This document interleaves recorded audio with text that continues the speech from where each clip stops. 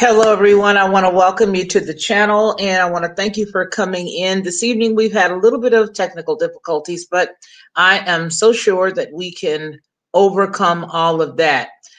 Looking specifically at California right now, I am amazed that it has gotten this bad. If you guys remember last year, we had a lot of fires there in the state of California. And at the time of those fires, that pushed a great deal of people into the um, Southern California area. Excuse me, I believe specifically that one of the areas was Paradise, California. And I believe that was about a year and a half ago, maybe even more. I don't think it was immediately last year, but that's not to say that that particular tragedy didn't have anything to do with all of the tragedy that's going on there now. Now there are a great deal. There are a great deal of people there in California right now that are suffering from homelessness, and it's an unbelievable problem. So the clip that I am going to share with you is one that is from their local news, and it's telling you things that are happening literally on the ground, as opposed to if you're not in the California area, hearing or seeing or hearing somebody tell you the story, you actually get to see it. It's quite troubling to think because during the pandemic time, when everyone was ordered to stay at home, it would make one wonder, where did these individuals go, right? And then the second piece of that, as you'll notice in the story, is that there was also 3,500 homeless individuals that were let free out. I mean, I digress, not homeless, 3,500 prisoners who were set free from the jail system that they said was nonviolent. Now, there have been accounts and there have been other stories that say that those individuals actually were violent, but that's not what this piece is about, although it does play a big role in where they put their loyalties and who they are really caring about right now. So you've got people who are homeless, living out in the streets. You've got tragedies and things that are going on, fires and floods and stuff like that, that are pushing everybody down into the Southern California area. And then you've got them allowing all of these homeless individuals to be released out into all of these jailed individuals to be intermingled with the homeless people. Okay. So this story right here is, hey, Black Spring. This story right here is absolutely shocking to me. Specifically because, again, being raised out there, even though I am a Southern girl, being raised out there, it's sort of heart breaking to see California go into this decline. It's almost like the lunatics are really and truly and honestly taking over the asylum. So all of the people who are in leadership there, or the lack thereof, are really doing this community a disservice. Anyway, let's just go ahead and get into it. Black Spring, is the sound okay? Because we're trying to get some new stuff working, and we've been having a few issues, but nonetheless, I want you guys to go on ahead and watch this because it's shocking.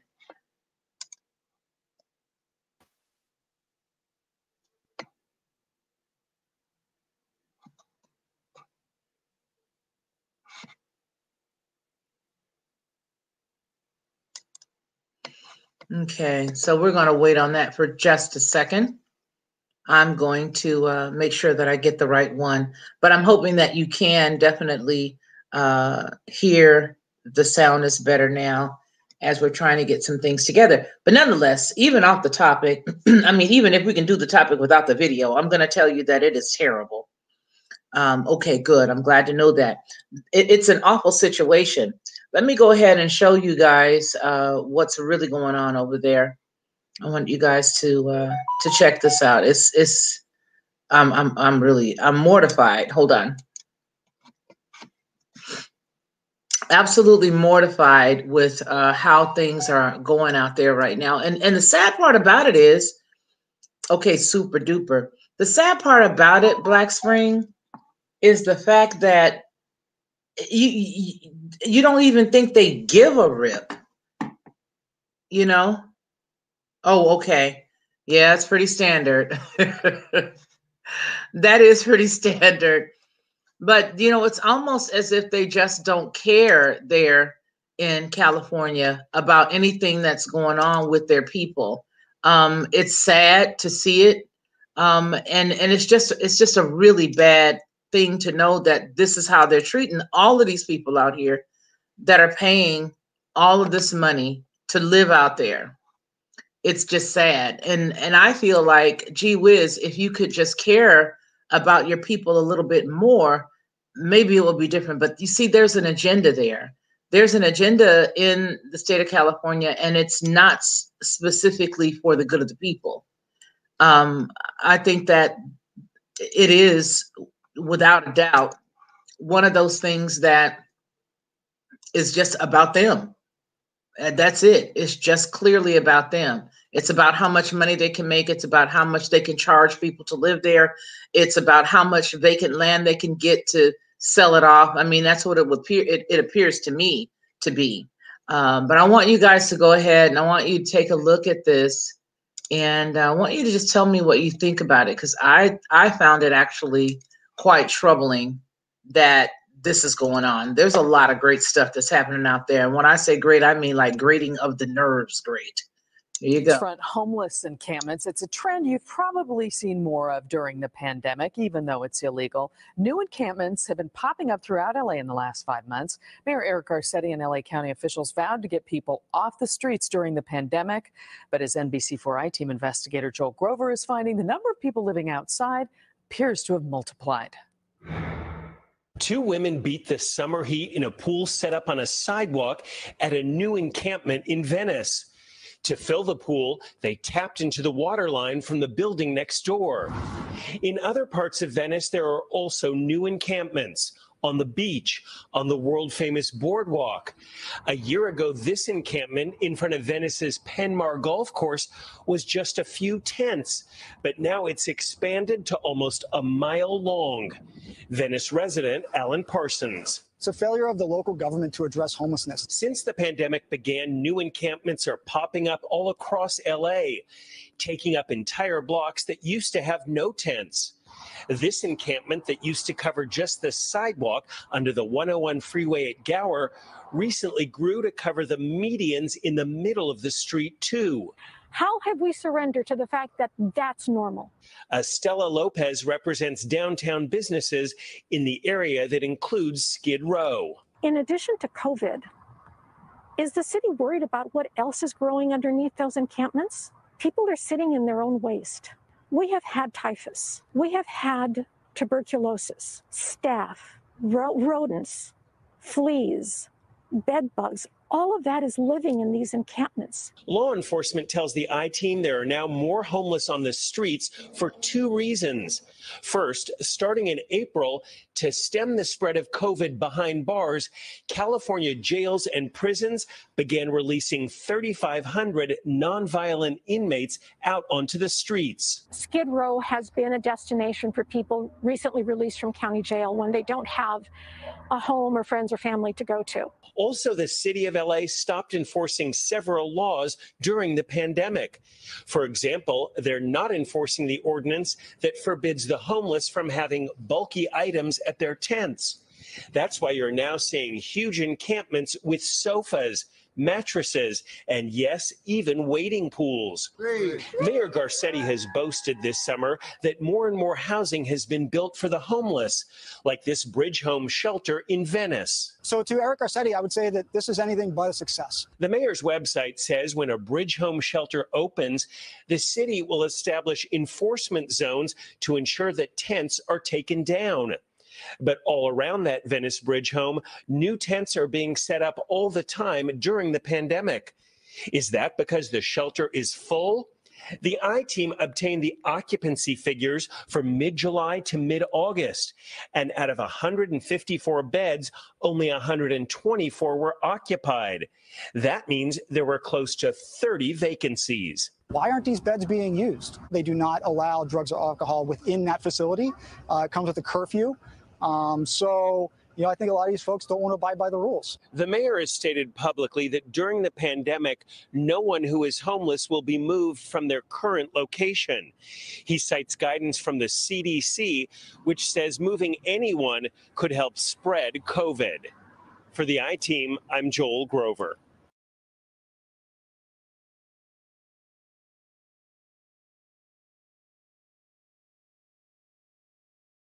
Now at 4:30, confrontations, harassment, and crime. It's what some Venice neighbors say led them to reach out to NBC4 Streets of Shame series. They're hoping to shine a light on what they say is a growing danger on their streets. NBC4's John Kenny's Klimac is live in Venice. And John, you've been covering this issue in Venice for a while. Yeah, we have. We've been to a lot of different corners of Venice, and it seems to be popping up more and more in different areas as well. People here say they are tax-paying citizens. They pay their taxes. They approve the bond measures. What they want to see is some results, and they haven't seen that yet. We are basically under siege right now. Rose Avenue in Venice, miles of homeless encampments surrounded by angry and frustrated residents. You can see this place is just nothing but a pit. We've gone from being a beautiful neighborhood to a somewhat dangerous one. We see people shooting drugs, your friends that you know so well. We've all witnessed it. Our children, we can't walk on the sidewalk. Neighbors say this encampment along Rose near the Penmark Golf Course is fairly new, growing over the last month after they say the city pushed these homeless people out of where they were near the beach when presidential candidate Bernie Sanders came to town. Our homeless have exponentially increased, and in the case of my block, have more than quadrupled in less than a month. Frustrated neighbors reached out to NBC4, angry that their councilman, Mike Bonin, was not doing more. Really doesn't appear to be supporting taxpayers. He's supporting people who essentially are not contributing much. I just don't have any confidence that his real agenda is to help the people of Venice. I feel we're his dumping ground. Bonin responded today saying encampments are unacceptable and that he's working to come up with solutions, including opening up temporary bridge housing in the next 4 to 6 weeks. Anybody in here? Hello. But even speaking with LAPD senior lead officer here, he says what he's seen on the streets of shame is more than a housing issue. Yes, there is indeed a housing shortage. I understand that.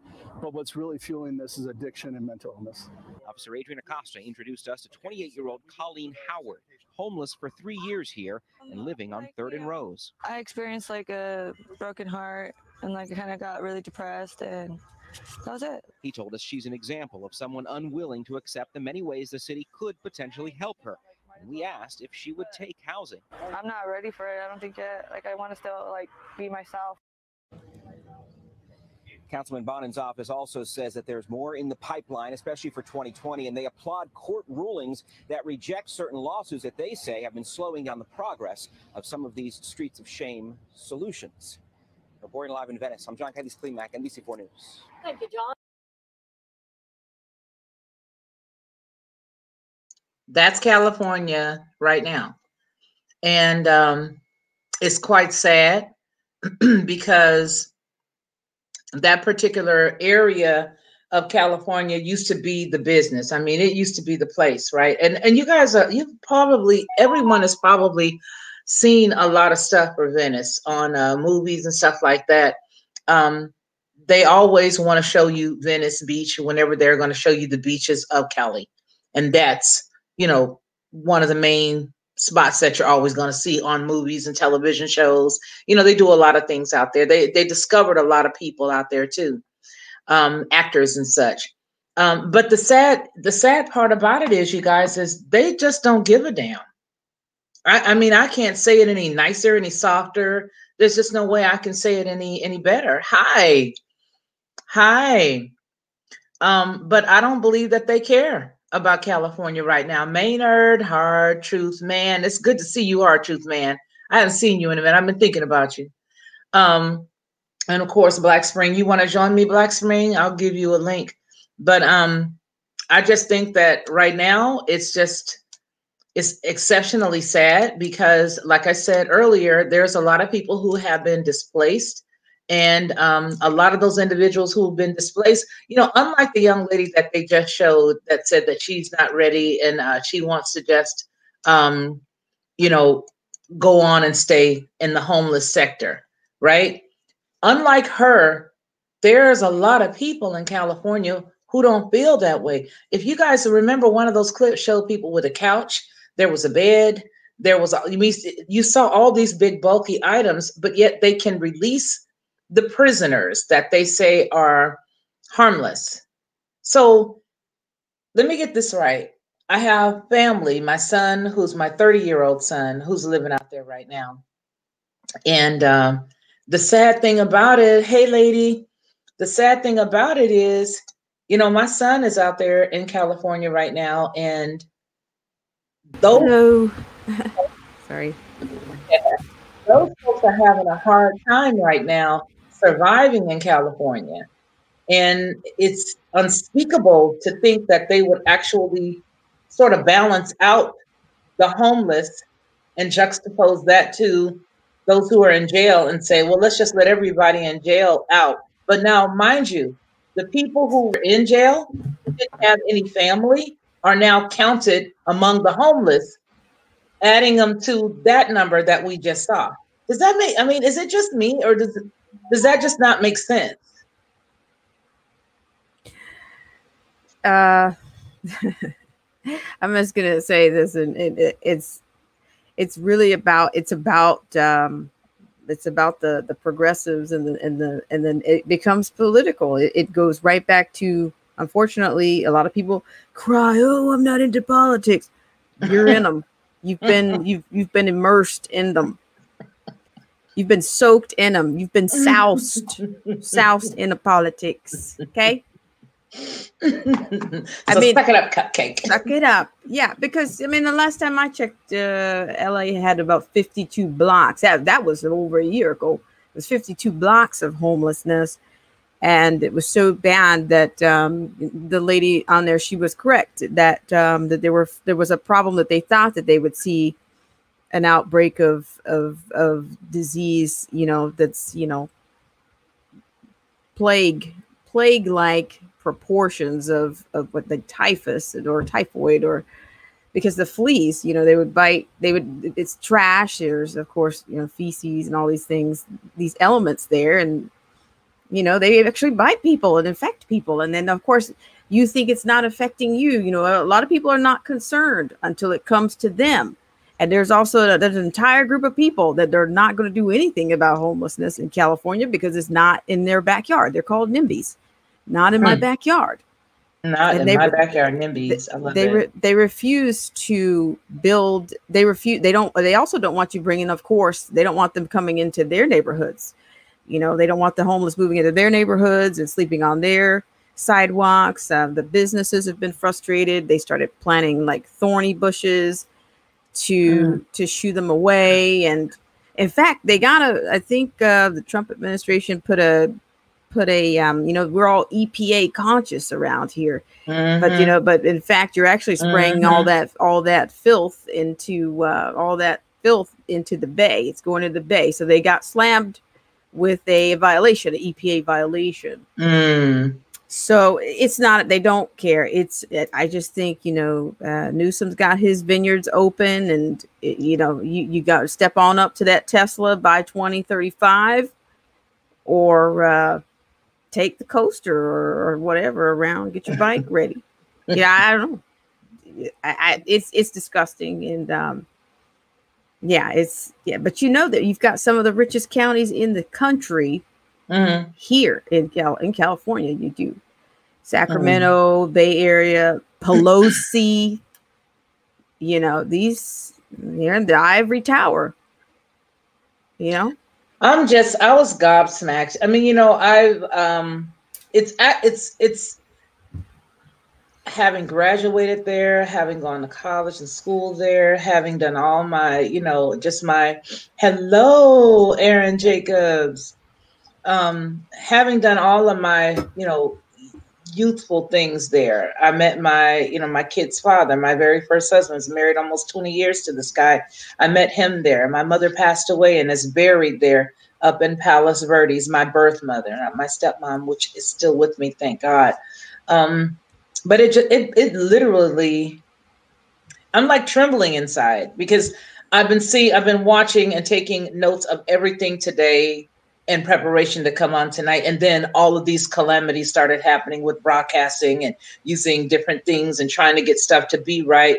And so I'm like on edge right now. And it's really hard, because for me, having a 30-year-old son that lives there, having my father who's there, my birth dad who's there, and then I've got 2 brothers, nieces. So I've got family in California, in Southern California, and trying to convince them, especially those who are not bound by a mortgage, right?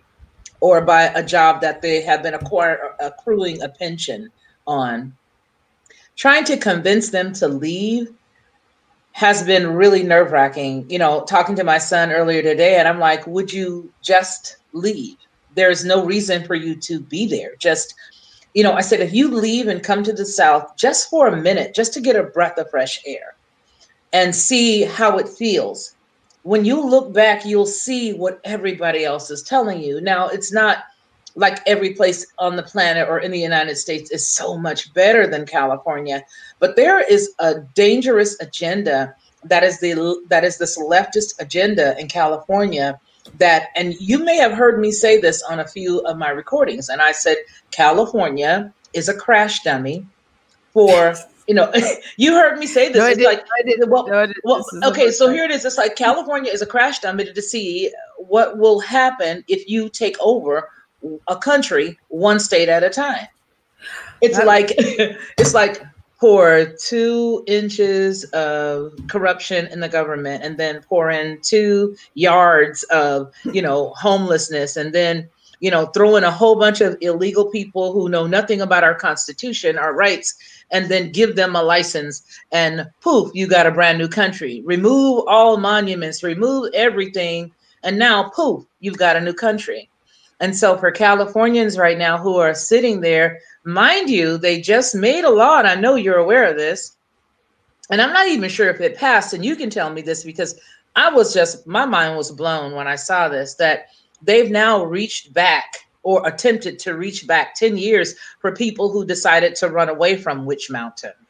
So, Yes. so for businesses who said, you know what, I want to escape Witch Mountain and I just want to leave and I just can't take it anymore. If they left 9 years ago, from what I read, they are now blanketed by this law that says, hey, guess what? If you left within the last 10 years, then you're going to have to give us taxes retroactively. Yes, I stumbled onto that one. You know, I will tell you the thing about even the state's constitution. It starts out with this is a living document. So that me, you know, I say there's a couple of things in life that are not living that we know, I think, and that's the Bible, and that is the Constitution model. In fact, Hillary Clinton tipped her hat, said those are the places that, you know, they get it right. Those are the top elite. They got it. They figure things out before everybody else. No, I'm just saying, seriously. I'm amazed. It's sad. It's sad. And I was saying, you've got people now that I've seen there are people now that you can tell them, like, is there such thing as an amateur homeless person? Because the person's still very well, that's horrible to say. But it's like this person, I'm like, are you trying to appear? I gotta do this. I gotta do this. I mean, wait a minute. You can't. You guys, did you just hear what she said? Is there anything? Is there anything such as an amateur homeless person help hear Holy Spirit? But I'm saying it. It's like they're fresh meat. Almost, and it's just sad, and I'm saying they you know, and I'm thinking, okay, I'm gonna, not because I dislike homeless people, I'm just thinking it's the safety of the place. You're seeing more people, you know. I did see the beach. Yeah, there are a lot of people. The beach parking lots are full at night. They are, and there are nice cars out there, and there's all kind of cars from A to Z out there, because I think what's happened is whenever the last moratorium ended, I think that was that 3 month period of time in which but then these people, they can't, if you can't pay it, you know, which according to the law, you know, these landlords, they were within their rights to say, hey, you got to go. You've had your 4 months, but then, you know, they might have gotten something, but, you know, it wasn't enough for them to back pay. You know, you just, it wasn't going to be enough. So I think that's put a lot of people down on their luck, and probably without a cent to even consider driving away from this place. Just put everything in the car that you got. And it's one of the saddest things. It's sad. It's very sad. And I don't know what can be done. We are on collapse right now. We really are. Mm. And, we are, and I'm going to tell you, that's why I say this whole voting thing, it's like, it's a great part of the democracy, the part of our, it's not a pure democracy is what most people don't get. But, it's this election, it's just, there's so many issues, and not one swamp, the one man versus the swamp. That's just not going to cut it. It's not, there's not enough time. There's not enough time. I'm almost thinking was that a bit ambitious, considering the scope of, of problems and issues and years of corruption. That's, yeah. I mean, you have to start 30 years ago. Yeah. And you're right. You really are right. And I'm going to tell you why I say that, because about, 1996, we returned from, my husband was military, and we, returned to California after serving his term and his tour. And so when we got back to California, being that we had dealt with Dodd schools, and, we had lived in Germany and had lived in, pretty nice, calm neighborhoods, and didn't have to deal with any of the stuff that was going on in California, which to me was a lot like, how California was before we left, because we left in the 80s. And when we came back, it was, like I said, 96. So when we returned, we noticed a stark difference, because, again, having lived on military bases and having our children go to Dodd schools and all that other stuff, it didn't seem the same to us anymore. So when we got back to California, what my guest was saying the other night about how we have a child that's in the class, my son, who's the 30-year-old who lives in California right now, he was in a classroom. And what I was notorious for, especially after we got back from being, in the service, I was notorious for taking the opportunity to pop up and check on my kids, make sure they're doing what they're supposed to do in the classroom, and, not causing a ruckus. I don't want anybody to be, to waste the teacher's time. You're in the class, you're there to learn. Anyway, long story short, I go up the stairs to his class, knock on the door, and my son is literally in the corner. And she is instructing. That's how I knew exactly what Kim was saying the other day was absolutely true. It was not an isolated situation. My son was in the corner literally coloring, not that he was doing anything with any academics too, nothing dealing with his math, with his reading. No, you just sit over here in the corner and you color. And when you're done, when I'm done teaching, this 30 class full of Hispanics in Spanish, then I will segue and I'll go help you. And so it was that account, and then another account with my other son's teacher telling him, how do you know that God is male? God could be a woman. I snatched my kids out of Los Angeles Unified School District, and I homeschooled them after that. So my point that I'm attempting to make is the fact that we noticed drastic changes back in the early 90s. So to your point, yes, it would have had to have been 30 years ago, 40 years ago. You know what I'm saying? Because the changes and everything started then, albeit they were subtle. One of the other things that I remember when we first got back was they had signs up in Huntington Park. And, of course, different than Huntington Beach, right? But Huntington Park was a very large, and I'm sure it's very populated now, but then it was a highly populated Hispanic community. And what they were doing was they had a proposition on the ballot at that time. And here's the irony, because you guys are living this right now. They had a proposition in Huntington Park that they wanted for the guy that was local there to take to with him this thing about having the Hispanics or people who were there give them a driver's license. This was like, yeah, this was like 97. I want to say 97, 98. And we could probably research that and see what year it was, because again, it happened because now the whole entire state is doing it. And again, there are other states that are doing it as well. And those other states got it from California because California is a crash dummy to see what will happen if you attempt to take over a country one state at a time. That's the crash dummy. The litmus test is California. Yes. The litmus test is, if it works in California, then guess what? We got them. We've got them. We got them right where we want them. And that's what's going on. And so for California, I remember way back then, I didn't want to stay out there. Obviously, I'm elsewhere now, and I'm actually glad that I am. But it's just a hard thing to see, because the beauty of California, if people have never, ever been, the beauty in California. I know that you're there. I know Old Head Juice is there. I'm not sure who else. Old Head is here? Oh, yeah. Oh, he just got through getting you. Did you see him? He was like, oh, yes, wow. He just got you. But it's just the sad part is that if you ever wanted to go, please, it's not what you think it is, because this ain't what you want now.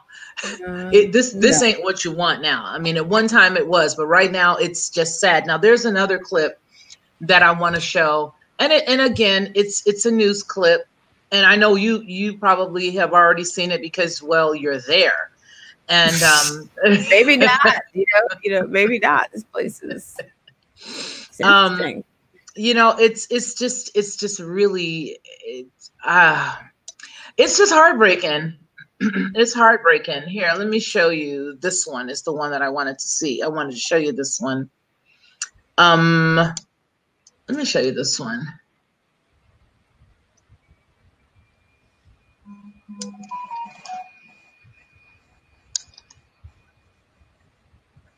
Is a growing danger on their streets. NBC4's John. You didn't see this one, right? Venice, and John, you've been covering this issue in Venice for a while.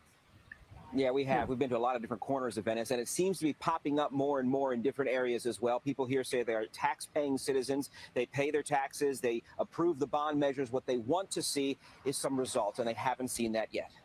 We are basically under siege right now. Rose Avenue in Venice. Miles of homeless encampments surrounded by angry and frustrated residents. You can see this place is just nothing but a pit. We've gone from being a beautiful neighborhood to a somewhat dangerous one. We see people shooting drugs, your friends that you know so well. We've all witnessed it. Our children, we can't walk on the sidewalk. Neighbors say this encampment along Rose near the Penmark Golf Course is fairly new, growing over the last month after they say the city pushed these homeless people out of where they were near the beach when presidential candidate Bernie Sanders came to town. Our homeless have exponentially increased, and in the case of my block, have more than quadrupled in less than a month. Frustrated neighbors reached out to NBC4, angry that their councilman, Mike Bonin, was not doing more. Really doesn't appear to be supporting taxpayers. He's supporting people who essentially are not contributing much. I just don't have any confidence that his real agenda is to help the people of Venice. I feel we're his dumping ground. Bonin responded today saying encampments are unacceptable and that he's working to come up with solutions, including opening up temporary bridge housing in the next 4 to 6 weeks. Anybody in here? Hello. But even speaking with LAPD senior lead officer here, he says what he's seen on the streets of Shame is more than a housing issue. Yes, there is indeed a housing shortage. I understand that. But what's really fueling this is addiction and mental illness. Officer Adrian Acosta. Addiction and mental illness. That many people. For 3 years here and living on 3rd and Rose. I experienced like a broken heart and like I kind of got really depressed, and that was it. He told us she's an example of someone unwilling to accept the many ways the city could potentially help her. And we asked if she would take housing. I'm not ready for it. I don't think yet. Like I want to still like be myself. Councilman Bonin's office also says that there's more in the pipeline, especially for 2020, and they applaud court rulings that reject certain lawsuits that they say have been slowing down the progress of some of these streets of shame solutions. Reporting live in Venice, I'm John Cleemack, NBC4 News. Thank you, John. NBC4 is committed to covering the homeless crisis with our Streets of Shame series. So if you have a story idea, send an email to tips@NBC.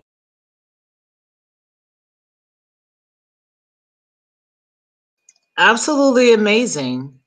And this is what you see all the time, Black Spring? Well, it just depends. It's a growing situation. It's I mean it's a growing. They're traveling. The homeless are traveling now because I think they've been pushed out in many areas of downtown areas. They've been pushed out. They've been pushed into east, but then it's also of course, it's much more warm, the closer you get away from the beach. So, the situation is, and I'm speaking as if I'm some type of connoisseur for the homeless. I'm not. I'm just saying that I know that. I mean, you can't miss them, right? No, you can't. And I mean, they're migrants at this point. They're migrants. But see, here's the thing. They closed. I think they closed quite a few of the mental hospitals, and that was done under Obama. Yeah, the funding was all cut under Obama, and so it rolled. You know what I mean? It took like its toll. It's like if they ran out of money early, then they were shut down sooner. And then if they ran out of money later, then, you may have just seen the last few close. But all of that funding was cut under Obama.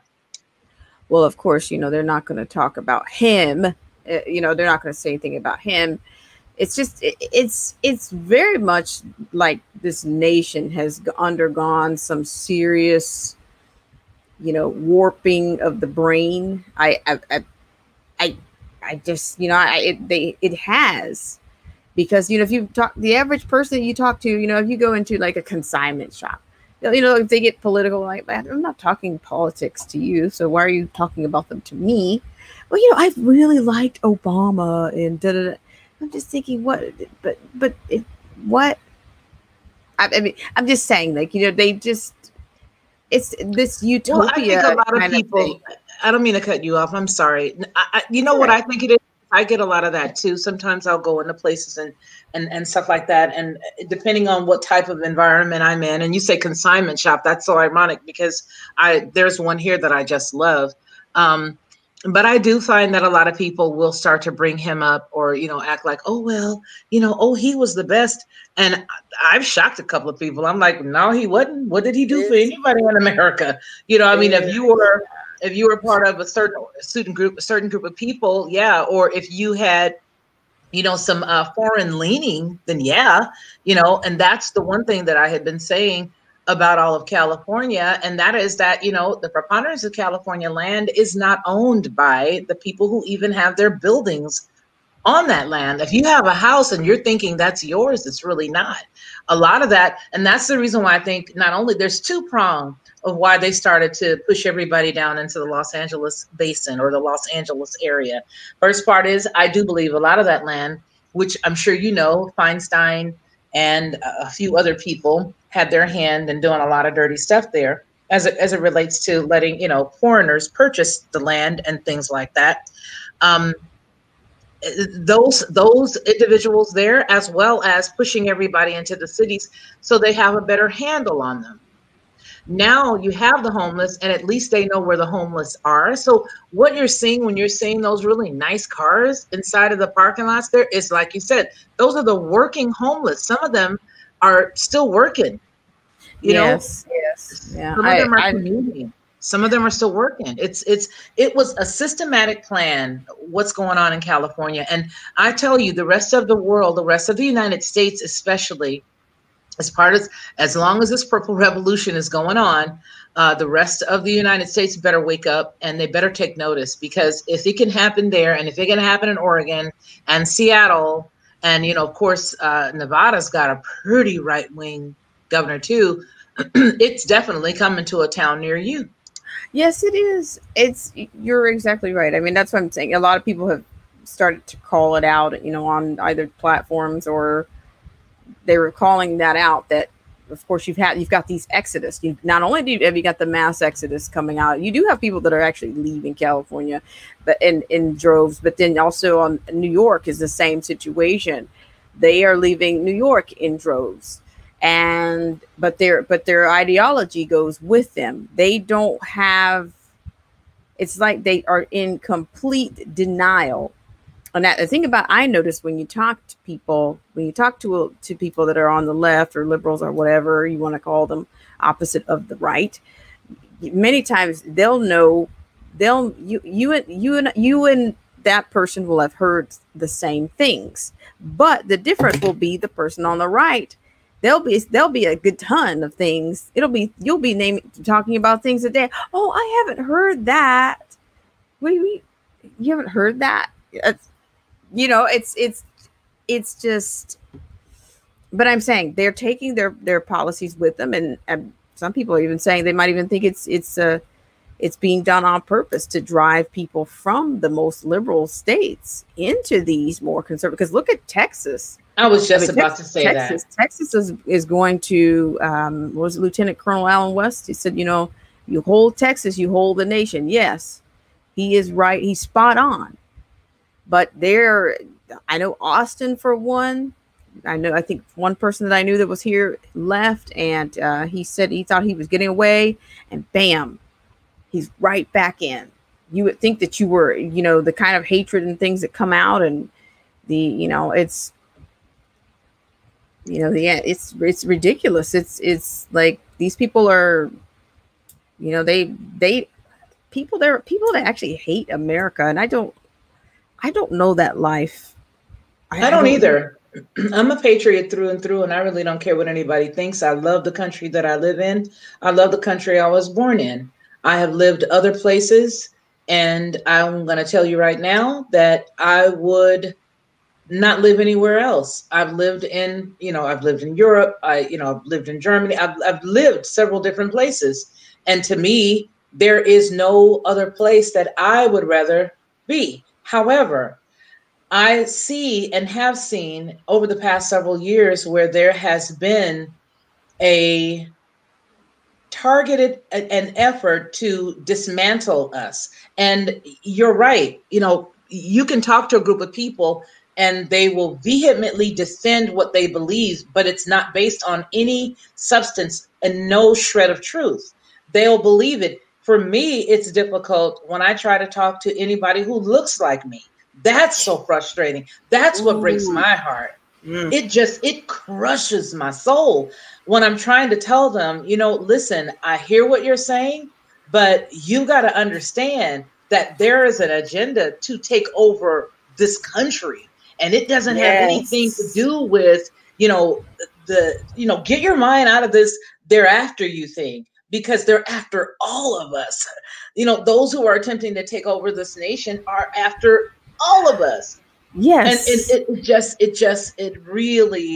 it's heartbreaking when you talk to, like I said, people who look like us, and then you try to share with them the truth and they just don't get it. And, and then you're ostracized because you're telling the truth. I'm not lying to you. There's nothing, I would gain nothing by lying to you. This is what's happening here. This is what's going on here. And they don't see it. And now I think the silence that we all feel, it's like a deafening silence that we all hear right now. Everybody has heard it in this chat and throughout the United States right now. That deafening silence is, uh-oh. And I'm going to show you my eyeballs. It's like a, uh-oh, what just happened? You know what I mean? Like, did somebody just leave or did something just happen? It's one of those type of things right now where everybody is starting to say, wait a minute, something's not right here. Something's up. What's going on? And that's the dangerous piece. It's a little too late, people. When we needed you guys to start writing your congressmen, and we needed you guys to, to start, blitzing them and letting them know, hey, we're going to make sure that we don't vote for you if X, Y, or Z. I was like a woman in the wilderness, just writing like a mad fiend, just calling offices and, And it's like the people who really need to care, the ones who they start with, like giving them everything. You get a check, you get a check, you get a check, you get a check. You know, you get food stamps, you get food stamps, you get food stamps. All of those people who felt like they were so ennobled or just like emboldened by having all of this state aid and all of this other stuff. Now, what you talk about now? You know what I mean? I'm retiring to the Philippines. Old head Deuce is a hot mess. U.S. frogs can feel the water getting warmer. Yep. I mean, I hear you. I mean, you're right. They're not. They're not. They don't. I'm not sure. I'm not sure what it is. I think people don't want to, because if you learn something, if you learn the truth about, if you learn something different about something, it's going to alter the way you look at it. It really is. But then it also means you have to make a change. That also means you have to change a lot more things have to change. And I just don't think it's just too hard for some people. I literally, I mean, I'm not a psychiatrist or anything, but I just think it's easier. And it's just, I think it's just human nature. You cannot, when you get a certain age, I think you're not changing that much. As they say, you ain't changing. She ain't changing. No. It's like once you're not, and it's they want, here's the thing, but when you think about the idea of the whole victimhood mentality thing, is like, okay, even pregnant people want their own little class. I believe they want, okay, I get to be a victim. I get to be a victim and eat all your, because I'm hungry, because I'm a pregnant woman, you got to let me eat all your food. But then at the same time, you got to do me that favor. But at the same time, I am supposed to be able to abuse you and yell and scream and kick and squall and cry and roam because you're pregnant.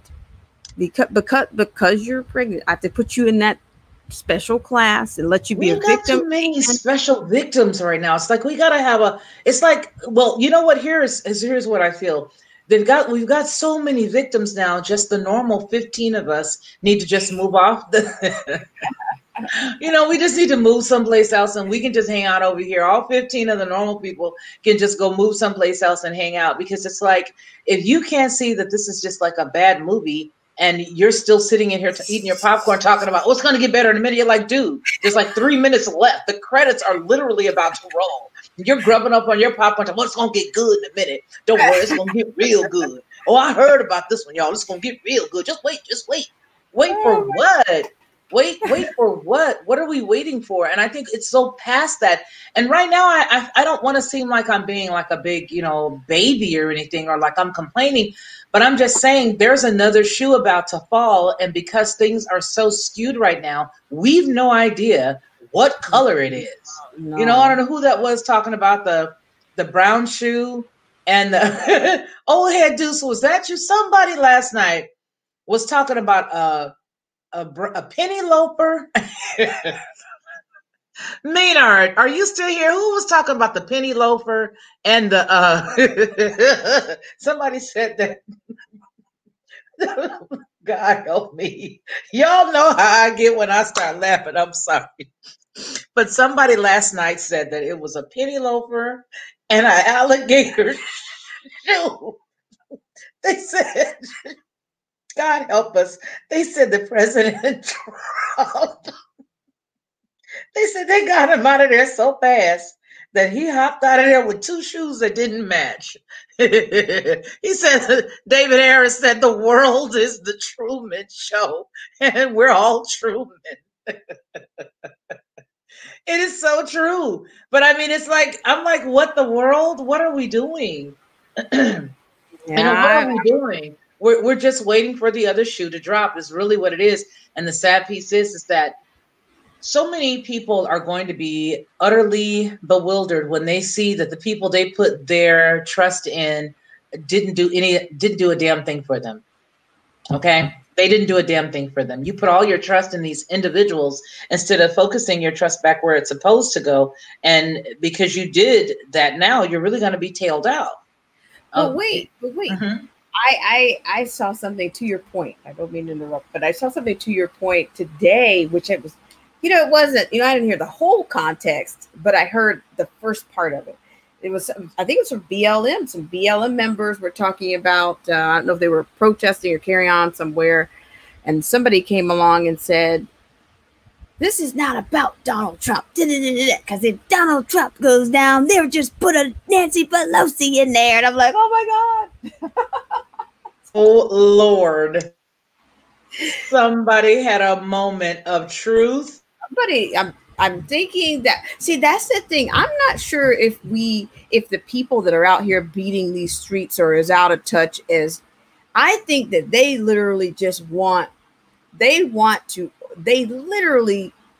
think you got some people out there that literally want to crash this whole thing and scrap everybody, not just Trump.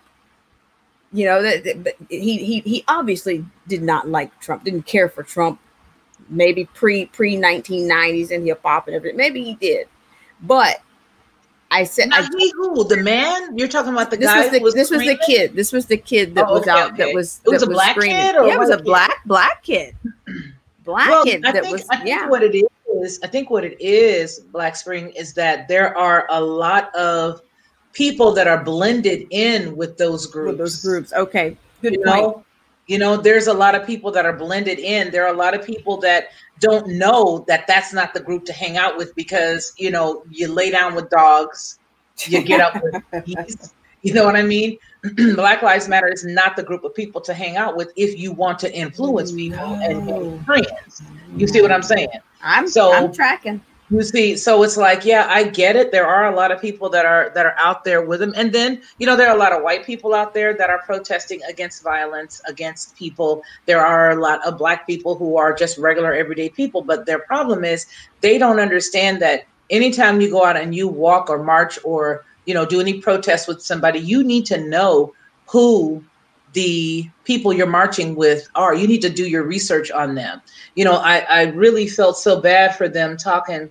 They've done the Proud Boys really bad. Yeah, that's been a buzz for a bit. And I don't know if there's any, I honestly, I really don't know. I'm going to be honest. I think I said this last night, or it's very exhausting. And this is like the bipolar express. And I just want off. Let me off at the next bus stop. Because, if you pick up everything, it just, what am I seeing here? And you can see clearly the narrative is different on both sides. You can, but it's just exhausting. And I'm just thinking, are we going to end up, it just seems like the left is they've already transform this nation. The values are already people that this is the thing. I learned the difference between a churchgoer and a Christian. I think I learned that. And I'm like, wait a minute, this person out churched me as a kid and he's pro-abortion, like 90 going north. I don't know. And then by the time, I was done talking to him, he was my neighbor. And by the time, and he happened to be one of us, and I was like, by the time we were done, he was like, well, I don't agree with it, but but you can't have it both ways. You're talking in circles. You're walking contradiction. You're not, I don't care what, okay, see, now I'm talking about this. Okay, see, what you can't do is you can't say that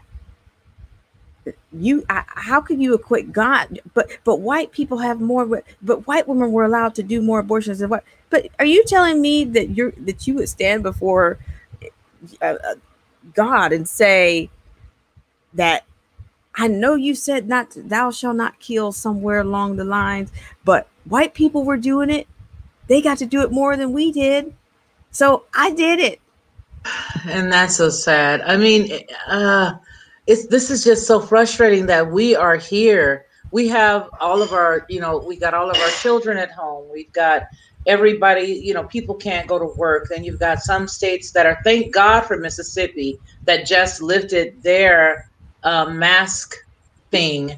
Although there are some businesses in Mississippi that are still, but you got, states that are like, all over the place still with the masking. And I'm not saying that, hey, get the mask hack. I mean, there's the mask hack that you were sharing with all of us.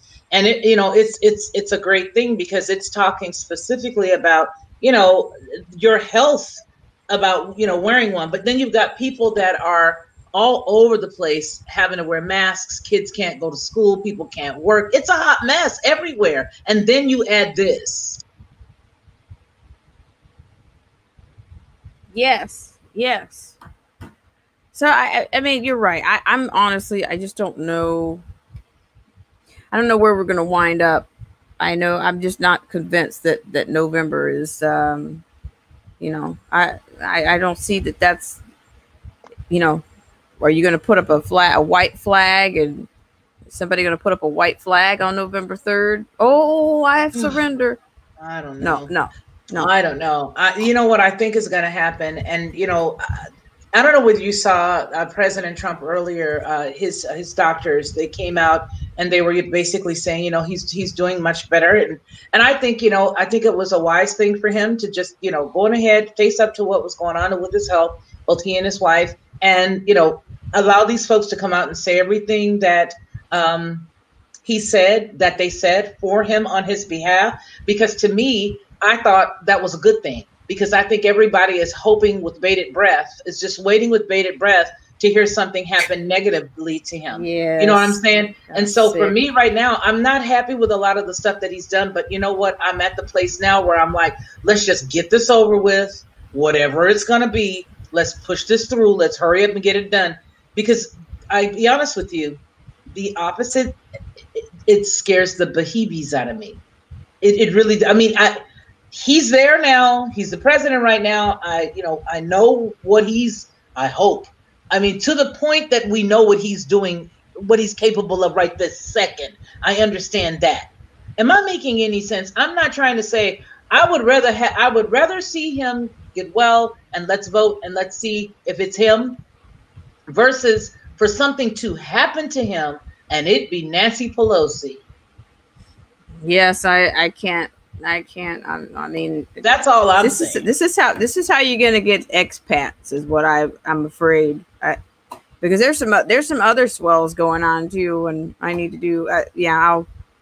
There's some other swells that are going on too, and it's just the bizarro land, and I don't know. That and then okay, we're looking at a possible Pence situation. You know what I'm saying? Yeah, the beheebies. We're looking at a possible Pence situation, but I think that Pence, like we said, last night, it's like, okay, yeah, good. Deuces gotta go. He would roll out. He's not gonna put up any kind of resistance. I don't see that. I'm gonna be honest now. For you Pence supporters, I think Pence is nice enough, but I don't think that was a complimentary pick for him. I really don't. I mean, I think he's quite docile. Where do you think that came from? You think it was like opposites attract type of thing, that, hey, choose him?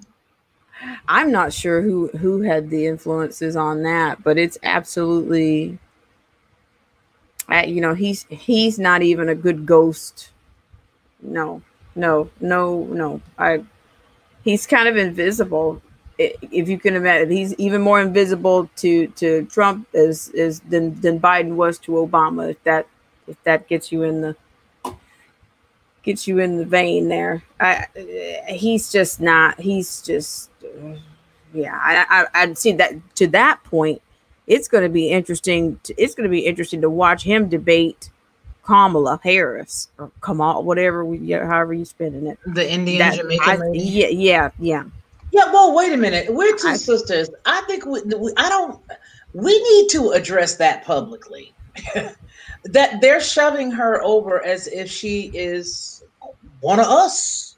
Oh yeah, but you should have seen her on what's that? Angela Rye from CNN, and she had Kamala on one day. And the thing about it is, and I'm not taking anything away from anyone that's biracial. I have plenty of biracial people in my family, but it doesn't mean I understand all of what they go through. But it's almost like she was interviewing her, and of course they're going over hip hop quotes, and it's almost like it was more about them. It's like, let me see if I can out black you, because I think I think Rye is maybe Irish or something. She's something else. Also, she's biracial too. So they're all trying to out black each other. Well, I'm. Oh, you don't know that? That was that year. Come on, that was an easy one. Come on. Oh, seriously, America? This is what you're running on. I mean, I'm saying she just seems to have. I don't find Kamala is not authentic. She's not genuine, and she's always uncomfortably laughing, and I think that's a disguise for fear, because I think a lot of people are on to her, and but I think the way she treated Kavanaugh, I think she's gonna eat. If Pence is not practicing, or if he doesn't have a better strategist to help him redirect on somebody like her, he's going to get eaten alive, even if it is all lies, even if it's lies, if it's propaganda, if it's 100% propaganda, she will win, because, she's a little bit vicious, a little vile. Well, let's take a look at it. Let's take a look at it. Is this the one you're talking about right here? Yes, I think so. Yeah, okay, let's take a look at it. I feel as a Black woman, hearing about the charges in the Breonna Taylor case, or the lack thereof. It was a gut punch in many ways. Thank you so much, Mr. Chairman. It is always a joy to partake in the convention of the NAACP. I think this is my second event. Lifelong member, partially by force because of my dad. And now as an adult, certainly want to be a part, and always excited to support what you are doing. And of course, shout out to my brother, the President, Derek Johnson. Senator Harris, it is so great to see you. I will refrain from calling you Kamala today, because I think it's so important that they put some respect on your name. So I'm going to start and lead by example. We know you are in the middle of debate prep. I wish I was in the room with you to give you some one-liners, but hopefully we can get you ready and most comfortable today. How are you doing? How are you feeling? I am well, Angela. It's so good to see you. And I just want to thank everybody, Chairman Russell, for that introduction. Thank you for mentioning not only the head of the NAACP, but also my pastor, Dr. Amos Brown. Thank you to Derek Johnson for your ongoing leadership. We talk so often these days about the importance of everything that is at stake and making sure everyone's voice is heard. So it's good to be with everyone. And Angela, it's so good to see you. And I'm good, one day at a time, 39 days before an election that will determine the course of, history for generations to come. Yeah, it will. And with that, I want to start, because I know that part of what's happening in debate prep is they got to get you with rapid round. So one of my favorite things to do for the podcast is a rapid round. Part of that is to just loosen us up and get ready to just dive right in. We want to consider this family talk. So here we go. Let's start.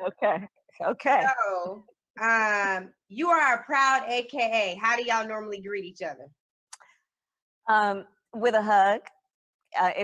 Not during COVID. Okay, what do you guys say? What's the liar? Oh my God! Let me stop this. Let me stop this. OMG! For those of you in the chat that are watching this that do not know what an AKA is, okay, this is telling me. And Black Spring, you can coach me on, back me up on this one. She's not an AKA. If anything, they made her. She didn't cross. She didn't have line sisters. She didn't cross. They made her an honorary AKA, because what is their sign? Everybody who's ever heard those annoying sounds on campus. What is the Are you noise? gonna do it? Come on, we can do it together. I can't actually. That's why I was gonna hand it off. I mean, to you. hey, ski wee, Yeah, but at yeah, a that's high pretty pitch. bad. I It's cannot ski stand it. wee, but a very high pitch. I could never have I would have never been an AKA. No, Okay, yeah, if I pledged anything, it would have been a Delta. That I am a Delta person through and through. If I ever pledged, it would have been Delta. But in school, I was me, find me. This tells me right here, and I'm so glad you let me see this tonight, because she is a liar. Every single AKA right now needs to understand this is not an African American woman. Her mother on her birth certificate listed her race, her mother's race, as white. Let that sink in. An AKA, we don't have that many sororities. We got Alpha Kappa Alpha, we got Deltas, we got the whatchamafigums with the blue and white, and then the blue and gold. Okay, this girl is not a Delta. I mean, she's not an AKA. She's a nothing. And they knew what they were doing when they allowed her to cross, because it was an agenda from way back. The same way that I said that it was an agenda with number 44, they groomed him to be who he ended up being, and they groomed this chick too. Oh my gosh, I'm sorry I had to break in right there. Oh my God. Well, no, I'm just saying, see, I didn't even see the entire interview, but as you can see, as they say, out of the gate, she was busted for going on the Breakfast Club for her lies. She was busted for pulling out her freaking edges from out from underneath the cap. This woman is repulsive to me. Let me explain. I'm sorry, Black Spring. I have to say this for everybody that's, oh my God, hold on. Oh, wow. Okay. Let me explain why this is troubling. It is troubling, and I'm going to be real. This is troubling. Yes, David Harris, we do. This is troubling specifically because letter A, the lie from its inception was that I'm going to choose an African American. And then not shortly after that, he switched up. Not that I would have voted for him anyway, but then this guy, Biden, he changes it to, I'm going to bring a woman of color. Okay? I'm going to choose a woman of color. And what did I say in a video? I said, aha, I think he's going to surprise you guys with who he chooses, because he said a woman of color. And at the end of that video, I had like several different women, right? Now, that's letter A. B, when he pulled her out of his hat, African American in this particular situation, what would have made people stand up a little bit squared shoulders was the fact that if he had chosen one of the women, like the lady from Florida or somebody else, at least they went through the experience, okay? At least their mom and them and their grandmom and them went through the experience. You see what I'm saying? Yeah. At least they went through the experience, right? Of having their mothers and their grandmothers and their grandfathers and their uncles be slaves. That was the whole deal. It wasn't just a person of color or a lady who was mixed with West Indies, Jamaican, all right, and Indian from a totally different country, all right, that moved here specifically because they were here on an education visa. Put stuff in perspective before you come selling it to me. She came here on an education visa. On top of coming here on her mom and daddy and them came here on an education visa. On top of them coming here on an education visa, they went to the best schools. And in the 60s, my mama and daddy couldn't have went to the best schools. The reason why my father did was only after the 60s. My dad ended up going to UCLA after the military, after the Air Force. Okay. All right. And then in the 70s, not the 60s.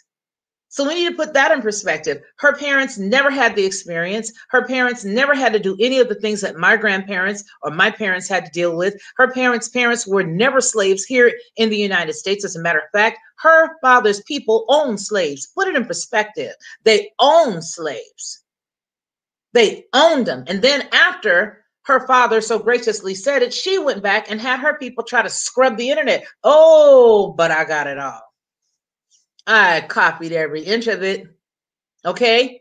So that's another piece of it. So when you say you're going to do one thing just to pander to our people, and then those idiots sit there and suck it up like a straw. They took a straw and just sucked it all up. You see, even Marie Antoinette says the federal government recognizes them as white. But they they don't recognize them as African American. So for me, why would I be angry and agitated, even though I was never going to vote for Joe Biden? Because once again, you pandered to us. You pandered to us, and because of our ignorance, you took a bet that we'd be too stupid to realize that this woman right here is not even an AKA. She said, I'd give him a hug if it wasn't for COVID. Excuse you? You would hear that noise that I'm talking about all over campus. Okay? And let it be rush week, or let it be a time for them they're going to cross another line. That's all you hear. All in the quad, everywhere. That's all you would hear. So that's their greeting. And that's why I had to jump in, because it further drives home the fact that this woman is an imposter. She's a fraud. We got so much fraud, and I can't. Some people they thrive on fraud. They really do. They just have to have it. It's like, lie to me more. Whoever can lie to me more will get my vote. Whoever can lie to me more. And they can't blame. I mean, and you can't keep blaming other people when you just refuse to open your eyes and to pay attention to what's going on, because everything's fine if you're not paying attention. It really is. To them, it's fine. So, you know, and I just, to me, she's, I don't know what goes on inside anybody's head, but you know, I'm not a fan of Angela Rye. I mean, she's on there. CNN. She's on CNN acting all the time. She and Kamala have quite a bit in common, and you'll see that. And I'm about to click back over here, and I'm sorry I interjected, but I just had to stop it, because to me that's like, and here's what I want to say to any AKA who sees this, or any AKA who watches this in the replay. Now what you think about your girl? Is that your girl? How is your soror supposed to, and that's how we say it, your soror, okay? How's your soror? How your soror don't know how you greet each other? I'll you feel me? How you feel? So she's your soul sister. That's your sister. That ain't your sister. This lady put more Black men in California up underneath the jail than anybody else. Listen, she was holding meetings with the communications companies during the time that a group of these individuals are supposed to be released from prison. She detained them beyond their release date so that they could continue to work for these telecommunication companies, because you know, what do? They get those cards, or they get the opportunity to call the home, and the person opens an account and puts all kind of money on it so that the people in jail can call. Well, the reason why she detained them is because that was free labor and kickbacks. So those people didn't even get out of jail when they were supposed to. Listen, when you go to jail, you do your time, and then after that, if all things are equal, you're supposed to leave. They had dates that they were supposed to be released. She made sure they didn't go home. That's a problem. That is a problem. Okay, she's a nightmare. She also did her own little war on truancy and attempted to put a whole bunch of parents in jail. And I did a video on that, and I got kicked off of Facebook for exposing her on that. One of the women actually, she had talked it over with the school and everything. Her kid missed 21 days. Yeah, she wasn't denying that, but her child had sickle cell anemia. Oh wow! And she was in the hospital room with her child. And I mean, I had a sibling that was ill, and I spent quite a bit of time at the Ronald McDonald House growing up, so I know when a kid misses school. So this woman is Before Good I luck with click that one. over, okay, good luck with that one. Before I click over, Marie Antoinette says African Americans were historically known as Negroes. If your ancestors were called Negro, then today you are an African American. Let me help you with that one, okay?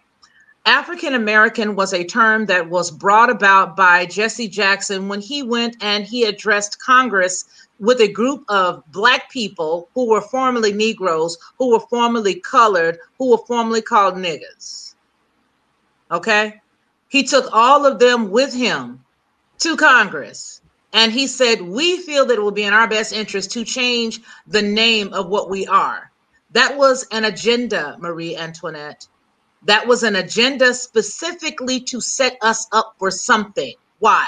Because the preponderance of people who are copper colored here in the United States of America and Canada were here long before Columbus came. We were here before Columbus came.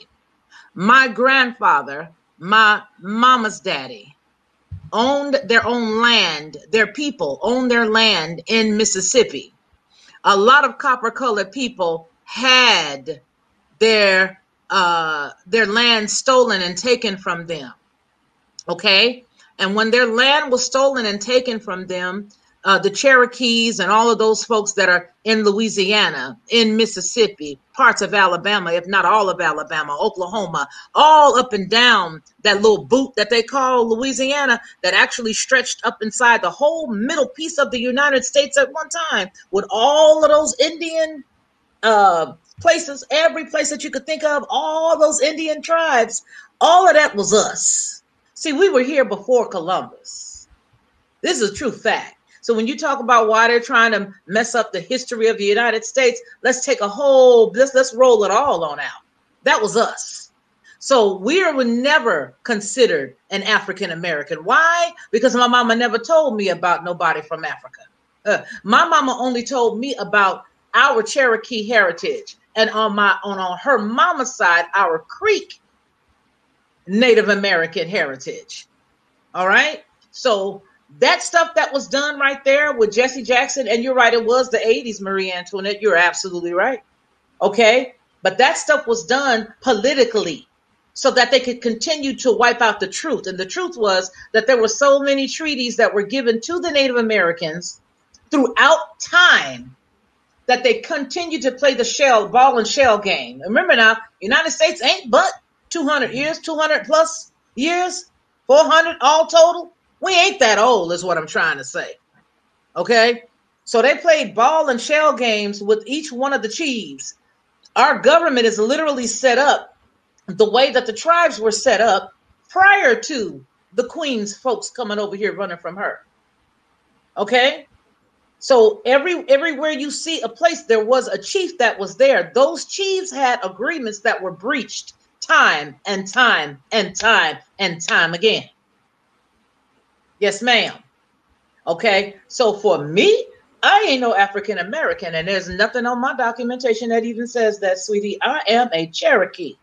I'm of the Cherokee Nation. That's me. And no matter how they try to erase that, I will never be an African American because I'm not from Africa. An African American, as my son who's 29, my 30-year-old son told a teacher, and you guys will get a kick out of this. She said, I need all those Black Heritage Month or something like that for February.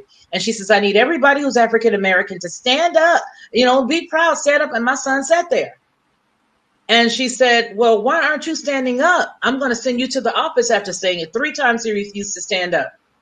He told her, well, I'm not an African American. And she said, okay, I'm sorry, but I don't appreciate you saying that.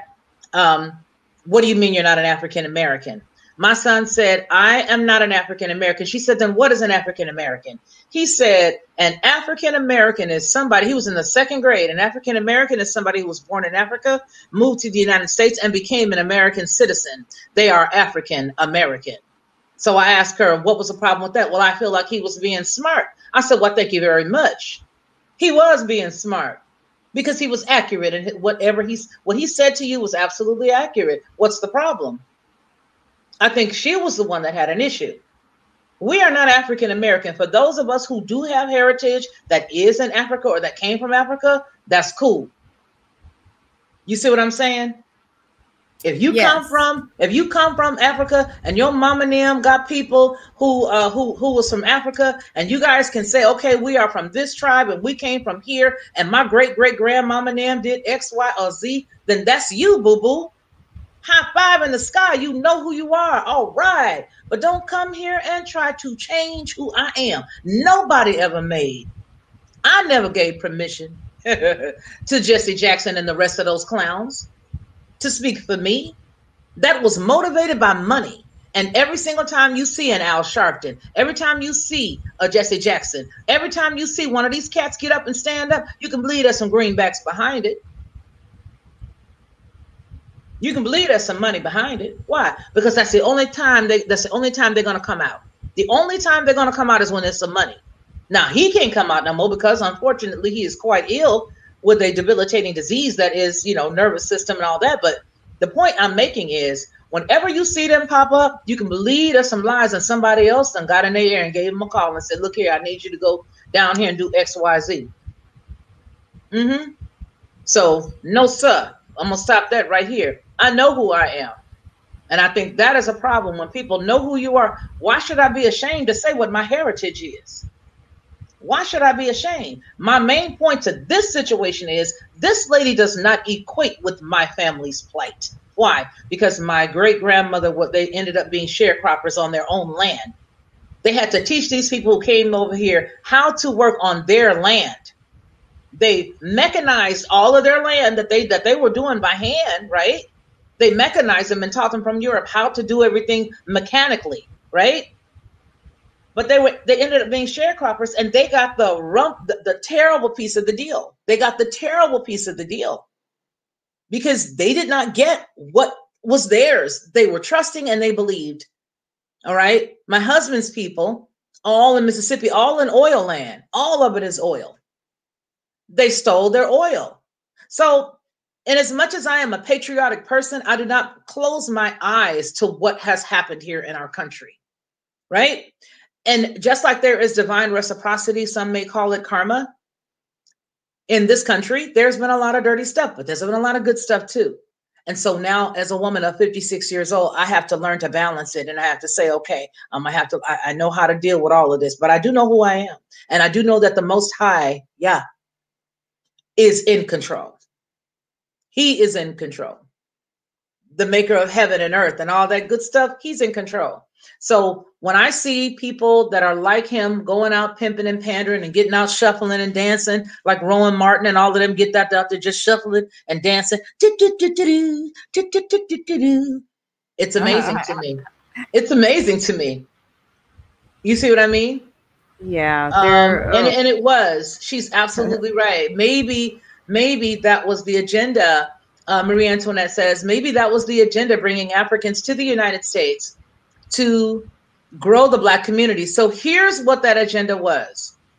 What that agenda was, and if you go to the Library of Congress, you'll be able to see that there are several documents that show the actual ships that came from Africa, and they came up through like the Charleston area, up through the Massachusetts. They came in that part of the world and of the United States. They didn't come down south, okay?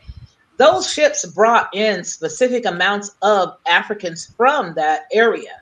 But if you think of the entire slave trade just across the board, there was no way in between the time that they claimed that the slave trade took place, there was not enough. Listen, they did not have fancy ships to bring people over here on, right? They didn't have fancy ships with motors like we do now. If you want to go take a beautiful cruise, you're going to go right down to Cape Canaveral or some other wonderful area. You're going to board the ship. You guys are going to relax. You'll have Wi-Fi and all that stuff. And you'll be back in a few months. Or if you take a world tour, you'll be back in a few months. If you take a short tour, you can be back next Monday if you leave today, depending on where you're going, right? But they didn't have that then. So it was absolutely impossible for them to bring that many people from Africa to this continent. If you consider all of the rough terrain and all of the water and how all the problems, the different gyres and all that stuff going one direction, another going another direction. They could not have navigated through all of that and bring that many people, not even that many people alive, to South America, let alone this part of the Americas. No way. No way. So the people that ended up coming from Africa were a very small amount of people. Mind you, you will still see those people right now if you go to North Carolina, if you go to South Carolina, if you go to parts of Virginia, you're going to still see those very same people. And they don't look like myself. They have a very distinct beauty about them. You see what I'm saying? Their beauty is it's a different, distinct, wider face. They're beautiful people. They speak Geechee because they have a mixture of the African tongue that their family came here with and the American tongue, the French that colonized them in their homeland. They're going to have all of that going on about them. But the preponderance of us that's rocking down here down south, that ain't us. This right here, this is ours. You can bet. You can bet. So Mr. Jesse Jackson and everybody else, especially Al Sharpton, they can all sit there tap dancing behinds down someplace.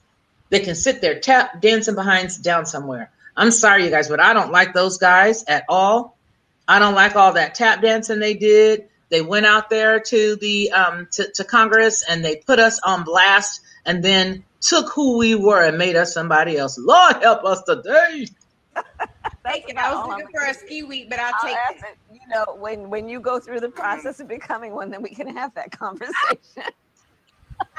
Not happening. I am Black and not Greek. I'm an Eddie Raj child. Okay, next one. Did you know that you and Snoop Dogg share a birthday? I did. I actually did. Oh. And I talked to him recently about voting, actually. Yeah. I love it. I love it. About vote, you know, all of us voting. Yeah.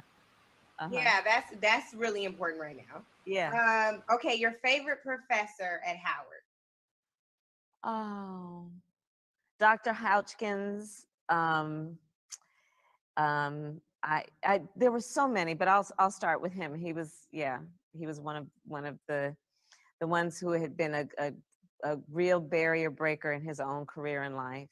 And but you know, there's so many. And the thing about the professors at Howard is that, you know, they were the best and the brightest in their field. They could have taught anywhere that they wanted to teach, but they chose to teach us.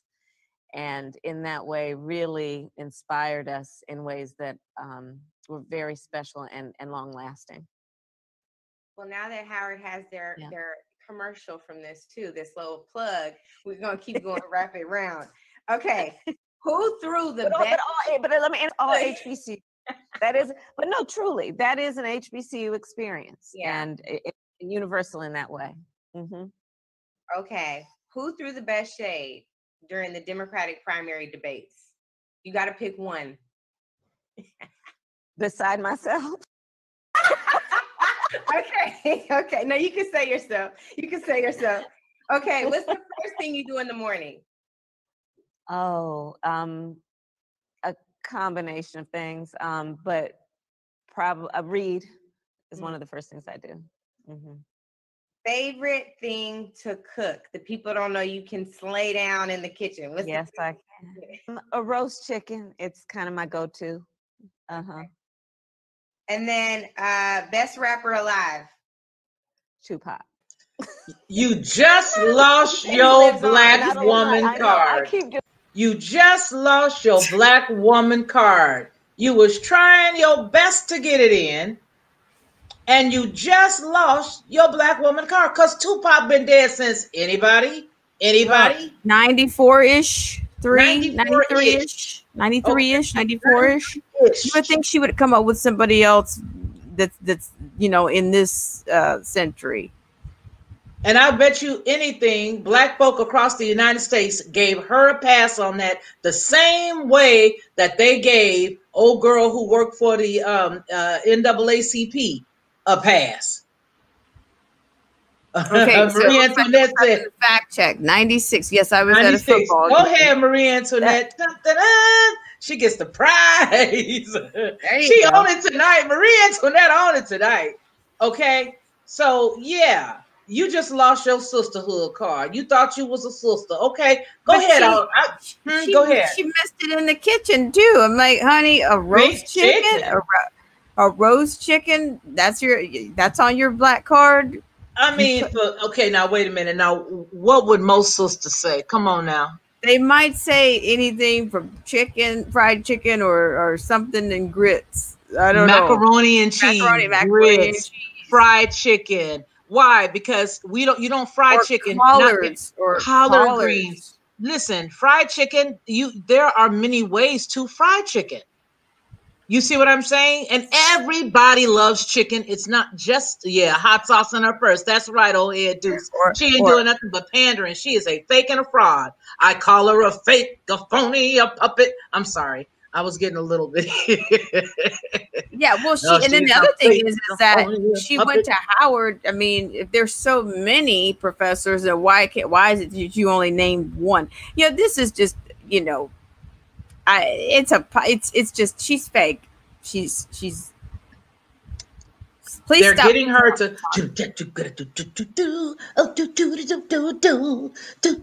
tap dance, do a little shuffle over here. Please tell her to stop using Tupac's name. My gosh, what was it? The Breakfast Club was where she was exposed about Tupac, saying that she was listening to Tupac when she was in school. I'm like, you are not peers with Tupac, broad. Marie Antoinette saying, I'm surprised she didn't say chitterlings. That's what I used to call them, those stinking things. I'm so glad we never ate those. But I did get a forkful one day, and it did change my life many, many years ago. I've never eaten them again, but I did have a forkful, and it was good. I'm sorry to say it.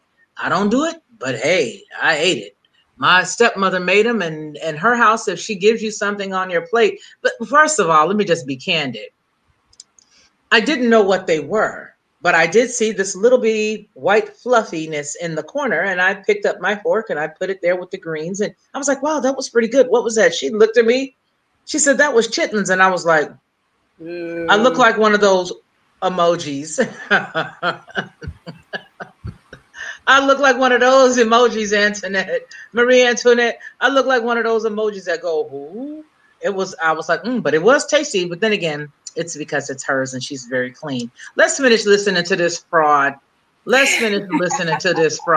She's French a fraud. fake, a phony, a puppet.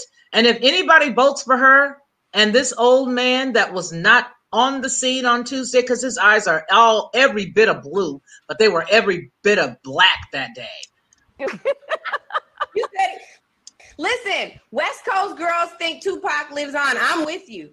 So Tupac, keep going. Quit making up for her. Who would I say? I mean, there's so many. I mean, there are some that I would not mention right now because they should stay in their lane. But others I I don't know what that means. I want to know who one of those are. Keep moving. Okay, Keep moving, Angela. All right. That was not supposed to be a stumper either. What about okay. She's trying to talk about Kanye. When and where? In 1908 at Howard University. Another plug for Howard. Okay, person who you would fangirl over the most if you met them right now. Oh, Angela, why are you doing this to me? The person I would fangirl the most, I don't know, Beyonce. Okay, Beyonce. Mm-hmm. And then what about the last person you called? Who's the last person you called? The last person I called on the phone was my assistant. To ask him, am I running on time or not? Keep this in order. I hear that. Okay, the last thing I want to tell you is, did you know, this is my last rapid round, did you know that Mina just made gumbo and made the base, the roof, with chickpea flour? Oh, goodness, I did not know that. I did not need to do that though. See, there are certain things you just don't need to change. And just flour is how you make a roux. You don't need to do chickpea flour, right? Just good old purpose, you know, flour. Is that I all? told her, I said, I Now know what I'm she's gonna say, she's she won't give me Creole anything. I'm or telling from her. New So I Orleans. had to- Come You on. see, Okay, This is so freaking now, horrible. This is today was a very significant day for you all. So that is not how. That's um, not all you use with you've a root. already gone to see Ruth Bader Ginsburg lying in state at the Capitol. And I just want us to center for a minute about the importance of this moment, what Yeah. Look the at Supreme hers. Court means, and why it's so important for all of us, not just to know who RBG was. As I sit here with one of these is Harriet, and one of these is RBG. By this company Awe Inspired, who also is making you one. And they're making a Kamala one. Yeah, women heroes. But as we sit here thinking about her heroic career, why do people need to know about Ruth Bader Ginsburg? Because Well, she I mean, was a that's how eugenist. That's how I Yes. started today, and what it's been, in addition to everything else, with 39 days before the election, where my head has Eugenicist. been, which is thinking about the importance of the United States Supreme Court and the leaders of our nation who have sat on that court and changed the trajectory of our lives. The inspiration for me to become a lawyer was Thurgood Marshall, who, of course, you know, trailed the way through his work up until being on the court for Brown v. Board of Education, which desegregated the schools of America. I think of Ruth Bader Ginsburg similarly.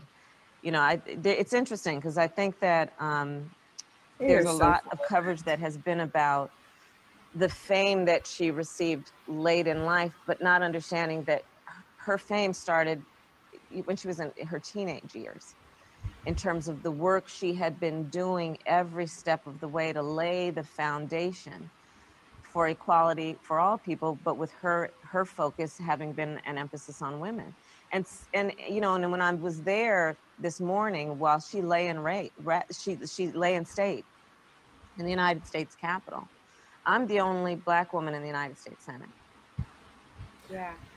Correction. There are no Black women in the United States Senate.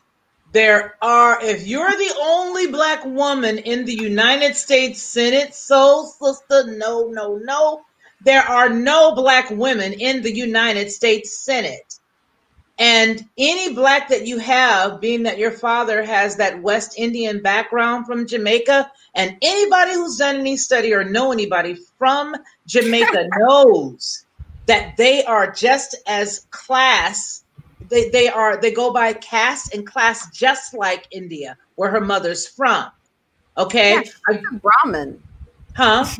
She's a like a high ranking. Yes. In her of her class, in the caste system that you're talking about. Yes. Oh my God, what an appropriation fraud. Well, and then look, her great grandfather, her mother's father, he worked when Britain was coming over to sort of take over that part of India and just use the Indian people as a face. Her grandfather was the one who was doing all of the shifting and moving of the people, moving them around and putting this one over. He was like an administrative assistant. But when I looked into him, I found out that he was not just a regular cat. He was working up there way high. And because they are a caste society, the darker you are, you ain't going to be getting no extra. Read all about it. You're not going to get that. You're going to get, if you are dark and you've been out in the field, you've been out working, then they do not consider you anything but a peasant. That is, and so for me to hear her with this stuff, she cannot stand Black people. The only part of Black this woman really have in her is that man she used to sleep with, that other woman's husband up there in San Francisco.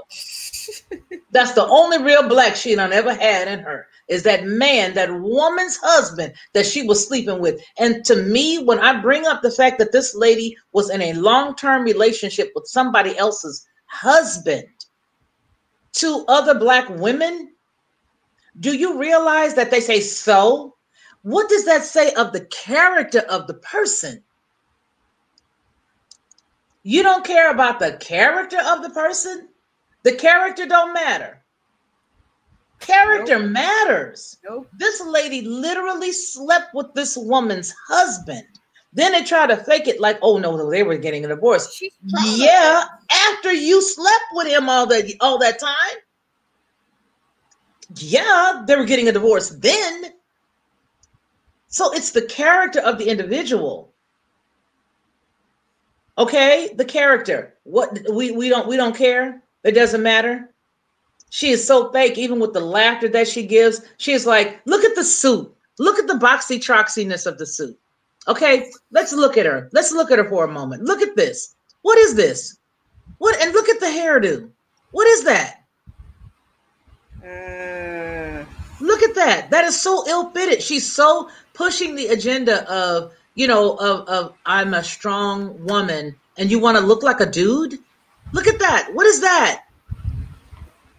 That doesn't even look like the original Kamala. I know that sounds crazy. I want to find some. Oh God, let me just stop. Let me just get through this last couple of minutes because we're not doing all 37 of these because I will lose my whole entire mind. Thank you for showing me this girl because I didn't even know. I'm looking at this casket laying in state. She is the first woman. I will be back in 5 minutes. Okay.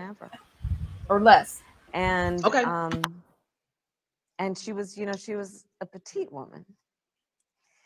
And there was such an inverse relationship between her size and her stature in terms of everything she achieved on, in our ongoing fight for civil rights. I think if you look at her jurisprudence, if you look at the way she set up the cases along the way, it was very much of that same methodology that Thurgood, along with Charles Hamilton Houston and Constance Baker Motley, how they were thinking about how you set up precedent one block at a time.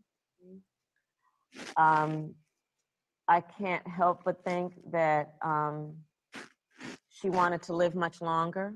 Yeah. But that she probably held on longer than most could because of that sheer determination sitting there. It was a very somber way to start the day. I looked at her casket and I thought, she earned the right to rest in peace. She been dead. Right to rest in peace. And yet we find ourselves in this position where the same day that we found out she was no longer with us, Donald Trump was tweeting about what he planned to do with his nominee. You just, of course, mentioned Constance Baker Motley. Now you did in your acceptance speech as well for the vice presidency. Who do you think, because we also know that Vice President Biden has committed to nominating a Black woman to the Supreme Court.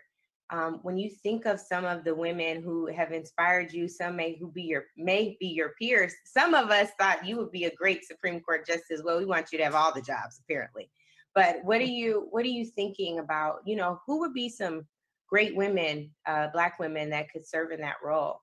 To the extent there are so many. I'm not going to name any names that Joe Biden will create his list at the appropriate time. But there are many names of women I have worked with over the years who each have been trailblazers. And the thing that I know about Black women, whatever we do, but in particular in the profession of law, because so many have been the first, is that when you are looking at who we're talking about, you will see some of the brightest minds in law, as well as some of the people who are the most civic-minded, people who have lived a life of service, and all in the fight for justice for everybody. And so, you and I have talked about this many times. Many of us may be the first to do many things, but there are a whole lot of us. Yeah. I think that people mean it as a compliment sometimes when they look at you and say, oh, you're special. I think they may mean it as a compliment, but I think there's another side to that, which is to suggest you're the only one like you, and therefore that you are alone. And as I mentor young women and men, I remind them that no, don't ever let anyone make you feel alone. There are a lot of us. We come with people. and the pie is big enough so that we should be in every slice of that pie and occupying every region of our society and roles of leadership. So there are a lot of Black women.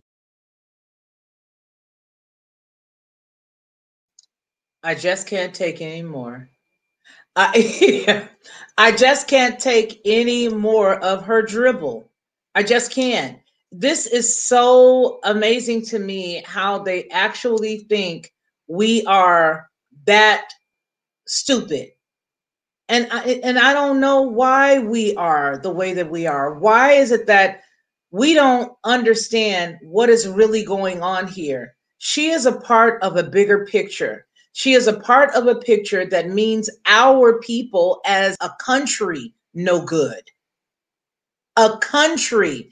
If you look at exactly what we were sharing earlier when we said, when David said, oh, it's another Obama. Yeah, it is. It is. Yeah, it is. Absolutely. Okay.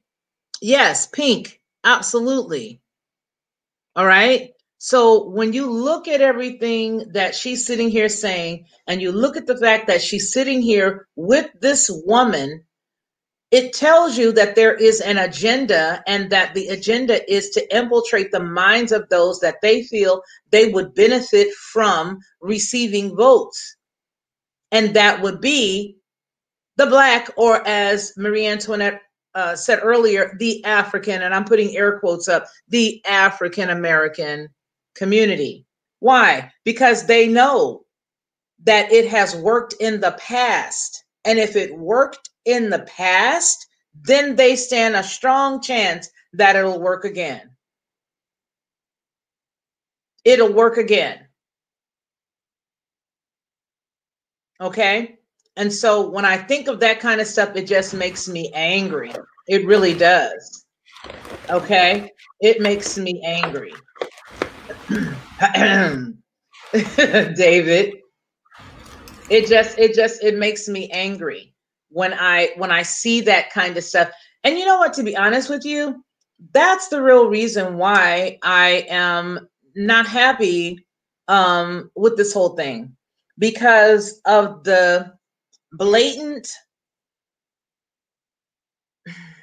lying. It's just lying.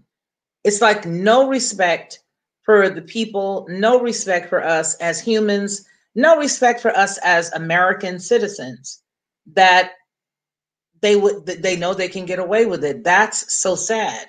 To know that they can get away with it is so very sad. That they have done it before and they'll do it again. Now, they did it to us before. Okay. And then this guy got in office and didn't do anything for, if you want to just say, okay, I voted for him because I thought letter A, it was great that, I've heard first of all, I voted because I wanted to exercise my right to vote, and I didn't want to vote for McCain, especially when he, whipped out old girl from Alaska. I think it was McCain that whipped her out from Alaska. I was like, oh, I was already on the fence about you, but now she can see Alaska from her porch, and I just can't, and I just can't do it no more. So that did it for me. Okay. Yes, a very much so a gullible naivete. Exactly. And so for me, that just did not seem to make me happy that happened. So I went ahead and I voted for him. But the way that they sold him, especially, let me tell you something. The very first, after the first year, and I voted for him. And then about maybe 6 months into voting, after voting for him, I was walking past the television and I saw something. And what I saw, or what I heard at that moment, made me realize that he was a dangerous person. And when I walked past the TV, I said, wait a minute, what did he just say? And then I said, wait a minute, Father, did I vote for the wrong person? And the Holy Spirit just dropped in my spirit, yes. Because I was like, whoa, wait a minute. If he just said that, then that lines up with the scripture. Oh, I said, whoa, wait a minute, God.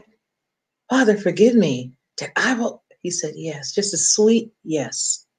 And from that point on, I then began to really start to dig into everything about him. And after I was done, I was not very happy that I had been Conned. Yeah, that's what I was upset about. Because I feel like, yeah, that wasn't a good thing. And that's exactly what I feel about her. And so for me right now, I'm like standing up on the bleachers. I'm beyond the soapbox, boo-boo. I'm all up on top of the bleachers. Stop it. I'm like, no. But I mean, what does that make you feel like when you see that, Black Spring? Well, it makes me, it confirms that that the expectations are too low, that we're so demoralized, and we keep allowing those types of personalities to infiltrate or to continue to demoralize. And yeah, she's very much reproductive rights. That was her she didn't have much of a platform. But she made that clear that she was very much, and she's, RGB, I wasn't a fan of hers.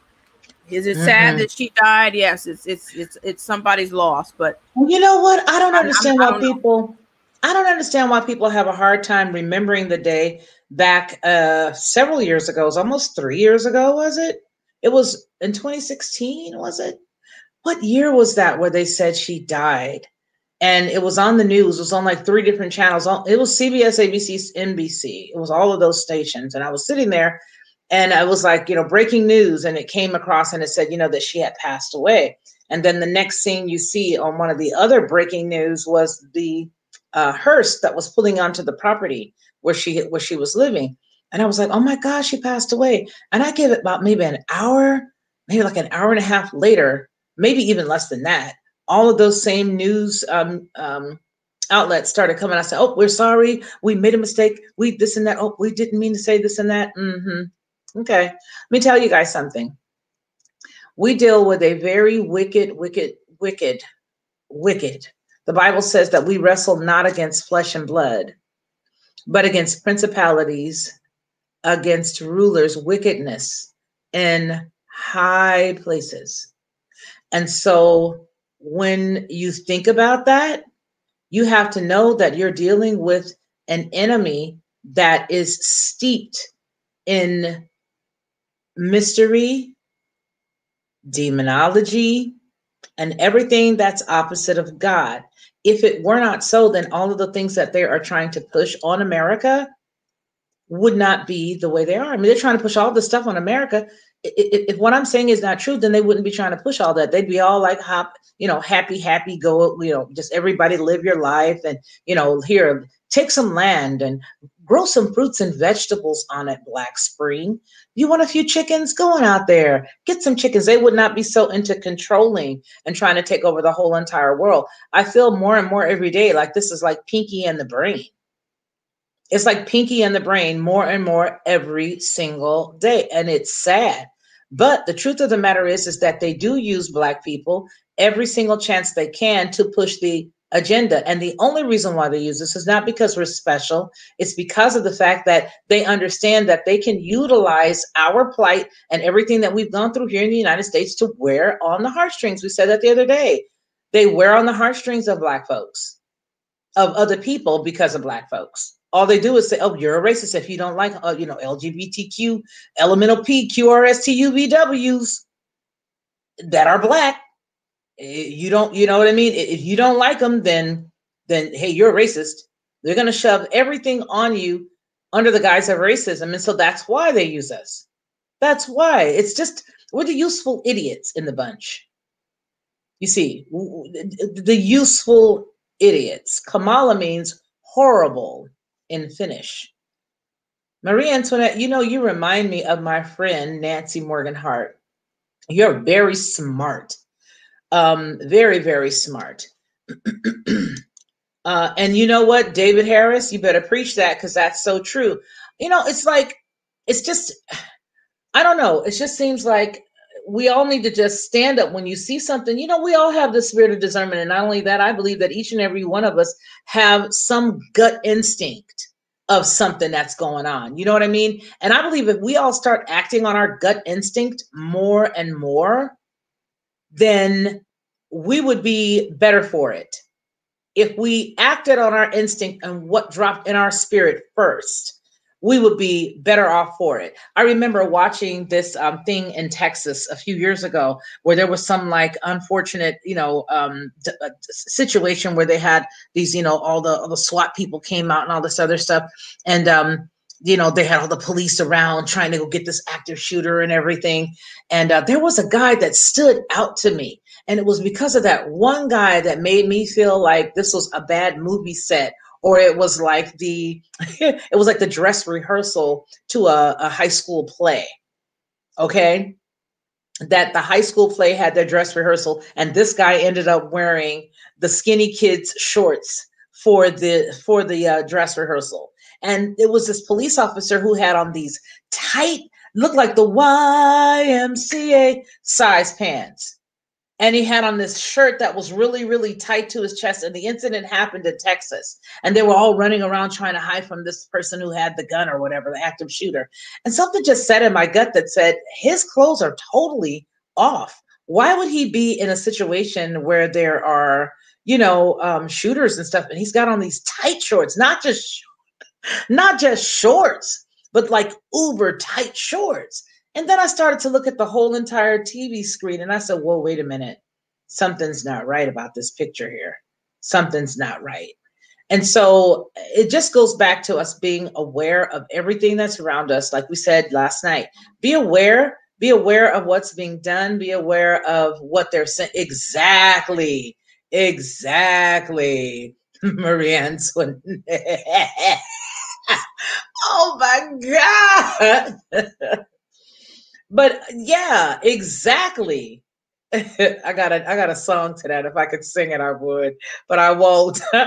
But yeah, that's exactly what it is. And so I want all of those people, anybody who's watching this on the replay, I'm speaking directly to you. If you look like me and you're believing this crap that's going on, knock it off.